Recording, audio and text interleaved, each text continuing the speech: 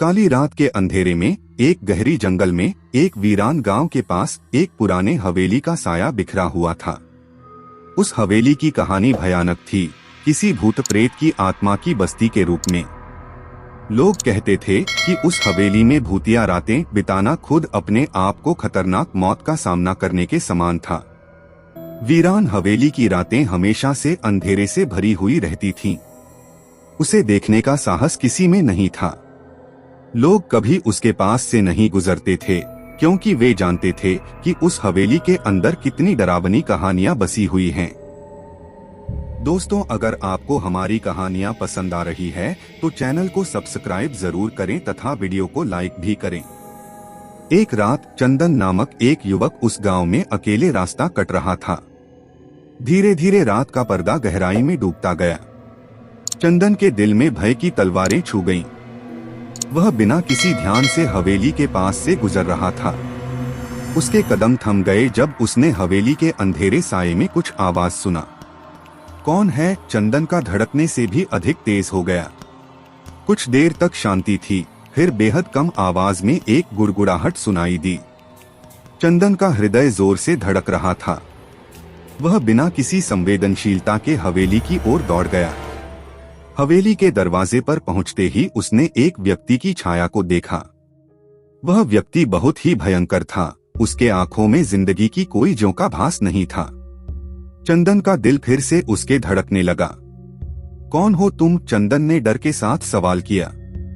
मैं उस साया हूँ जिसे तुम सदैव डरते हो, वह भयंकर आवाज में बोला। मुझसे डरो नहीं, तुम्हें मेरी आवाज सुनाई देती है तो यह तय करो कि तुम मुझसे क्या चाहते हो। चंदन की आंखों में आंखें खुल गईं। वह अपने आप को साहसी बनाने का प्रयास किया। तुम कौन हो? उसने फिर सवाल किया।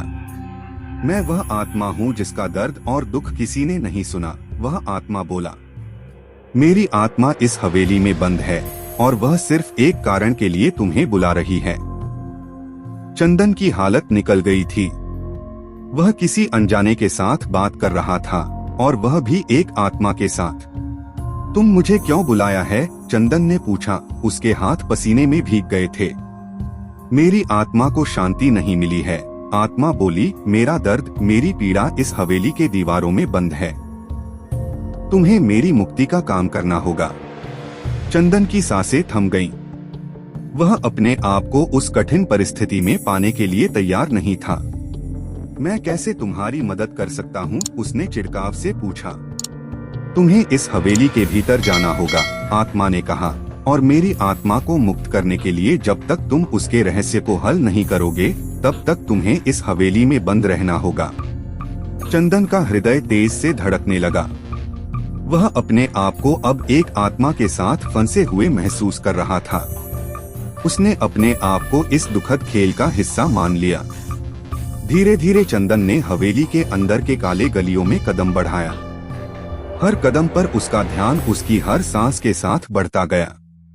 अंधेरे गलियों में वह अपने आप को गुमसुम करते हुए आगे बढ़ता गया। साये की धुंध में चंदन ने एक पुरानी किताब को देखा। वह किताब जमीन पर गिरी हुई थी और उसका कवर कुछ अलग लग रहा था। चंदन ने किताब को उठाया और उसे खोला।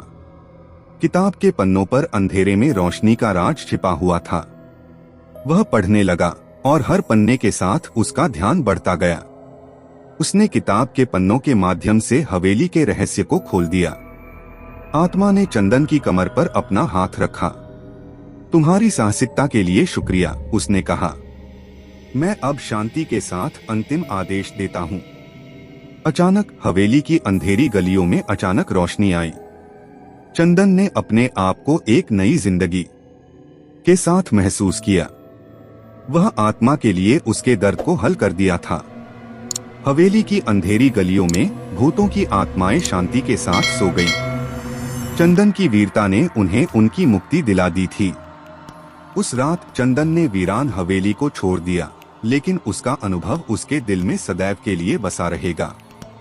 वह अपने आप को साहसी महसूस करता था, जैसे कि उसने एक भूतिया गांव के अंधेरे साये में साहसिकता का परीक्षण पास किया था।